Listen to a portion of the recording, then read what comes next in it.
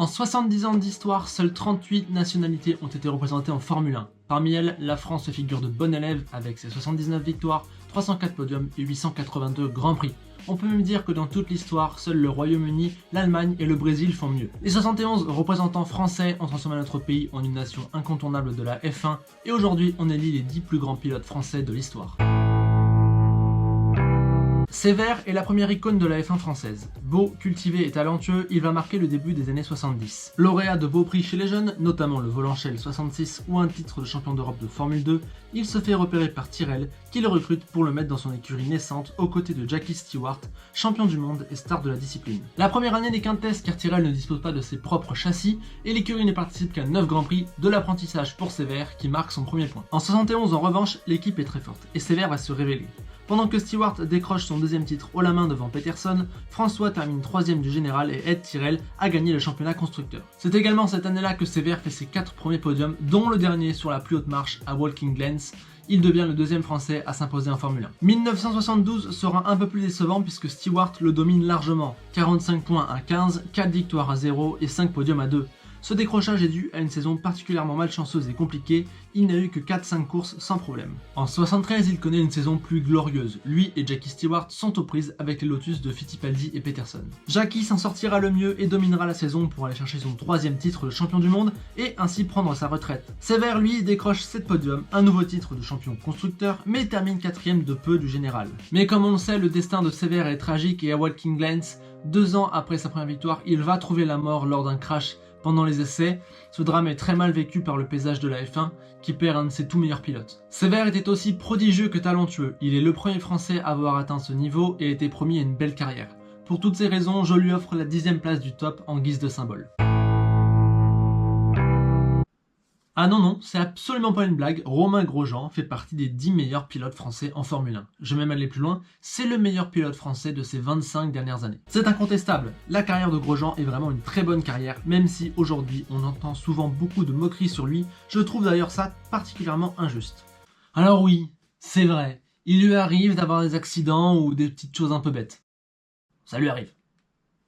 Oui, mais il a aussi pas mal de malchance et les faits parlent pour lui. Arrivé en F1 un peu sur la pointe des pieds en 2009 en remplacement de Nelsinho Piquet, RG8 a ensuite dû passer 2 ans sur la touche. Il est revenu en 2012 avec Lotus et là, ça a été une vraie réussite. Dès sa première saison, il monte sur 3 podiums et fait de belles performances en qualif. L'année suivante est encore meilleure, 6 podiums et une très jolie 7ème place au championnat. Bon, malheureusement, 2014 et 2015 seront très compliqués pour Romain, mais aussi et surtout pour Lotus. On note tout de même son magnifique podium en Belgique, le 10ème de sa carrière. 10 podiums dans la décennie 2010 condensés sur 3 ans, bah mine de rien, il n'y a pas grand monde qui l'a fait.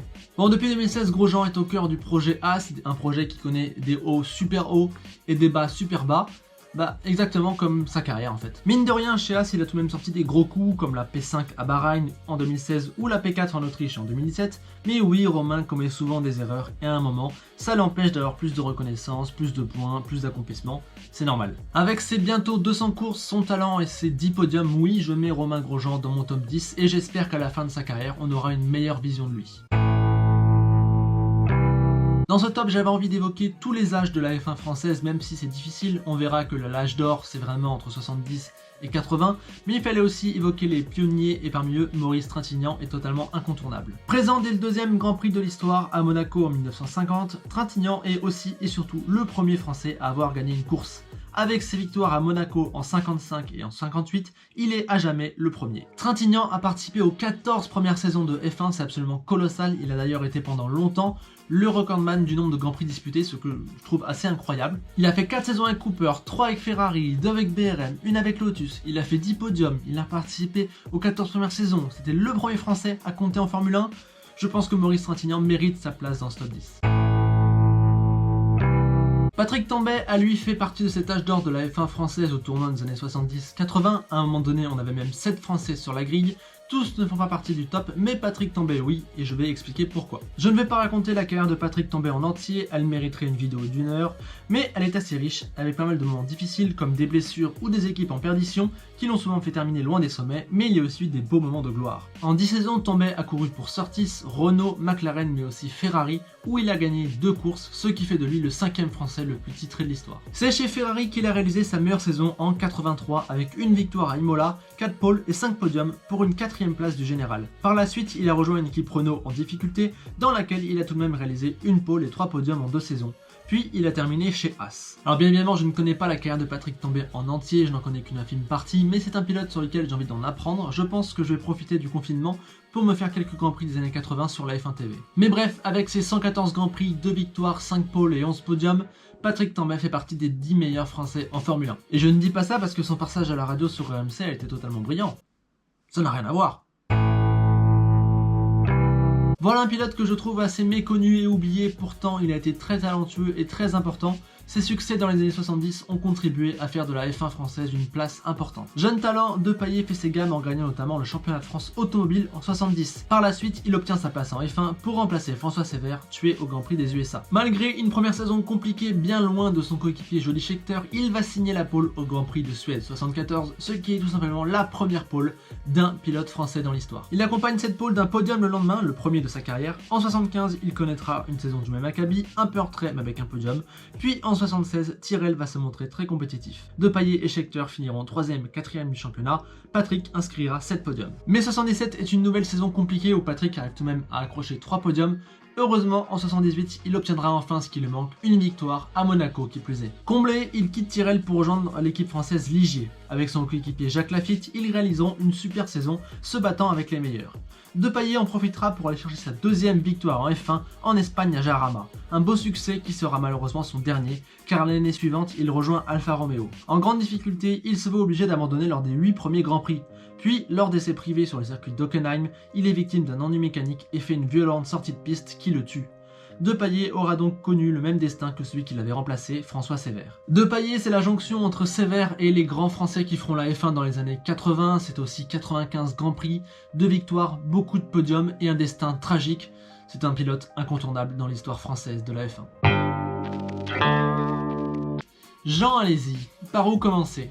Sa carrière est vraiment très riche et longue, il a couru de 89 à 2001 et je pense qu'il mérite incontestablement sa place dans le top 5. Bon, commençons par le commencement. Alesi obtient sa place en F1 suite au départ d'Alboreto chez Tyrrell et direct, il finit 4ème en étant parti 16ème. Il y a pire comme début. Mieux, lors du premier GP de la saison 90, sa première saison complète, il se dispute la victoire avec Ayrton Senna et est auteur d'un dépassement resté dans la légende. Finalement, c'est Senna qui s'impose, mais premier podium pour Jean et sacré coup. À l'été 91, Alesi dans les petits papiers de pas mal d'équipes, notamment Williams, mais finalement il signera chez Ferrari. C'est le début d'une histoire assez incroyable. Jean sera d'un côté le rayon de soleil adoré des fans, mais aussi le symbole d'une écurie totalement bancale et aux abois. Durant ses 5 saisons à Maranello, il va tout connaître, mais notamment beaucoup de déceptions, à commencer par le niveau de la voiture. Jamais la Ferrari ne sera capable de se battre pour le titre. L'équipe a traversé des saisons bien sombres, avec notamment des pilotes comme Ivan Capelli, Gianni Morbidelli ou Nicolas Larini. Au milieu de ça, Jean va réussir ponctuellement, quand la mécanique et la malchance le laissent tranquille, à réaliser de nombreux podiums. Mais il lui manquait toujours ce petit détail pour aller décrocher une victoire. En 94 à Monza, le temple de Ferrari, on pense qu'il la tient enfin après sa première pole. Son départ est parfait, mais lors de son premier arrêt, sa boîte de vitesse ne veut plus redémarrer. Un crève-cœur de plus. Heureusement, il va finir par l'obtenir cette victoire dans sa dernière saison avec Ferrari en 95. Au Canada, il était parti pour finir encore 2ème derrière Schumacher, mais la boîte de vitesse de l'Allemand a fait des siennes et Alesi a hérité de la tête à 12 tours du but. Cette fois-ci, il ne lui est rien arrivé et il a enfin gagné un Grand Prix après 92 départs. Clin d'œil de l'histoire, juste après avoir franchi la ligne, sa voiture tombe en panne et il fera tout un tour d'honneur sur le dos de Schumacher. L'été suivant, il échange de place avec Schumacher et quitte donc Ferrari pour rejoindre Benetton. Ces 2 saisons dans l'écurie championne du monde en titre sont très bonnes, 13 podiums et 2 fois 4ème du général. Par la suite, il rejoindra Sauber, une écurie plus en retrait, où il accrochera tout de même un podium, son dernier, le 32ème, à Spa en 98. Jean terminera sa carrière par 2 saisons dans l'écurie Prost en fond de grille. La carrière d'Alesi est vraiment incroyable, certains l'ont très bien raconté, je vous mets dans la description le lien de la vidéo de Le Circuit qui en a parlé. Pour ce qui est du top 10, je le mets 5ème car je pense que c'est vraiment un pilote très important dans l'histoire française de la Formule 1. Une victoire de pole, 32 podiums et surtout le record de Grand Prix pour un Français avec 201 courses parcourues. Alors lui, je vous le dis, j'ai longtemps hésité à le mettre 2ème du top, mais finalement pour des raisons que l'on va évoquer plus tard, il a glissé jusqu'en 4ème position. Véritable phénomène dans sa jeunesse, Pironi gagne tout sur le chemin qui le mène à la F1 et un volant chez Tyrrell pour la saison 78. Décidément, Tyrrell et les Français, grosse connexion. Hein. Cependant, la voiture est loin des meilleures et donc Pironi doit se contenter de peu. On note tout de même ses 2 premiers podiums. Après 2 saisons chez Tyrrell, il s'en va dans une écurie plus compétitive, Ligier, où il va décrocher sa première victoire en Belgique. Ajoutez à ça 2 pôles et 5 podiums et vous obtenez une 5e place du général qui lui fait obtenir un ticket pour Ferrari en 81. Bon, la première saison sera un peu difficile, mais pour la saison 82, Ferrari est la grande favorite. Avec son coéquipier Gilles Villeneuve, Pironi est appelé à jouer le titre.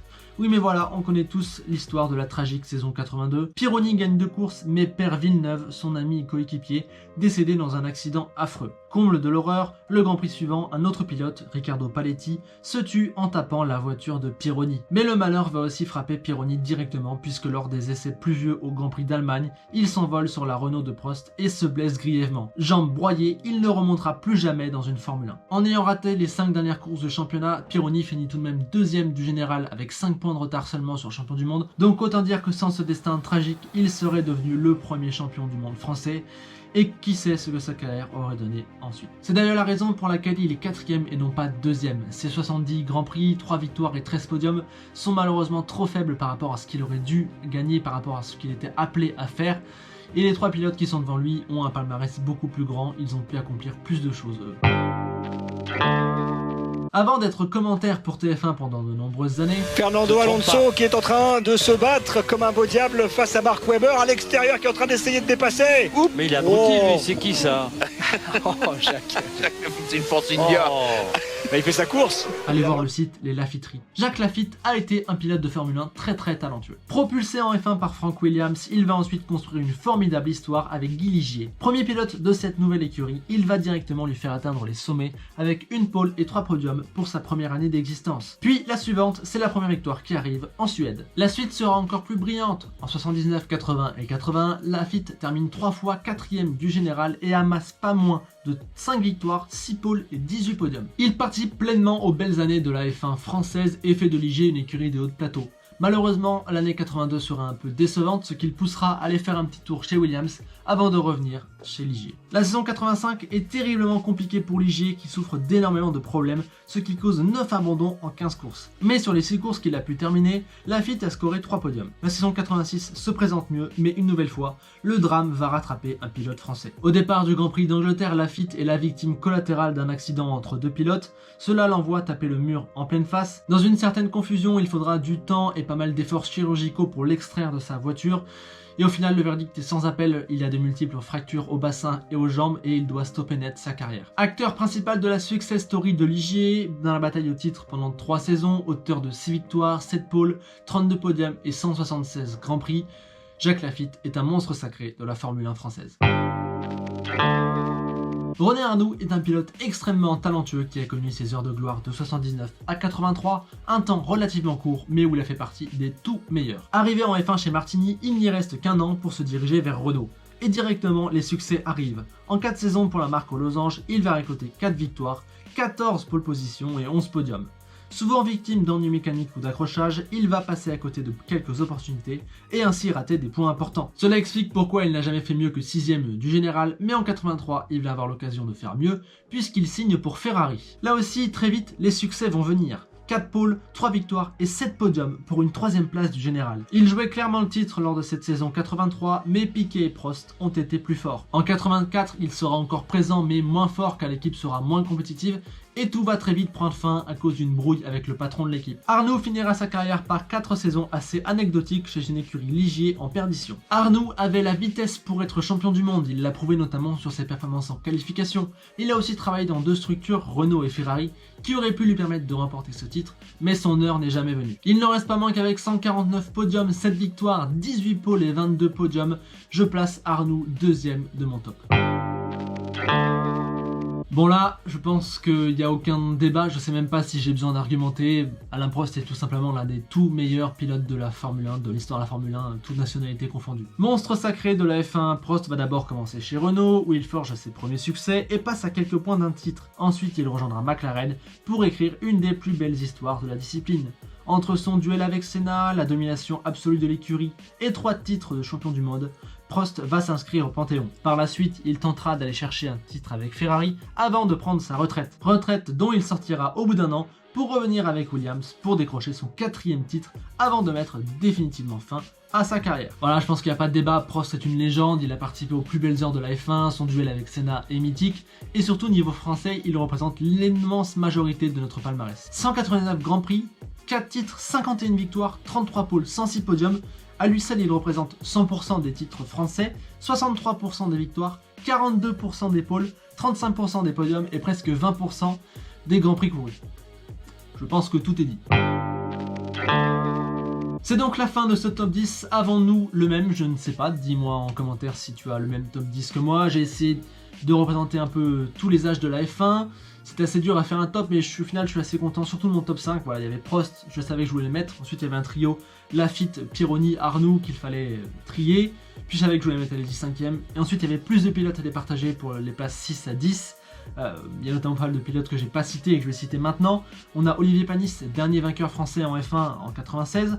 On a les 3 Jean-Pierre, Jarier, Jabouille et Beltoise qui ont représenté la F1 dans le cœur des années 70 avec quelques succès qui sont assez fondateurs. Il y a ensuite des pionniers comme Louis Rosier ou Jean Béra, mais c'était très dur de les inclure au vu de leur courte carrière, de leur palmarès un peu moindre, etc.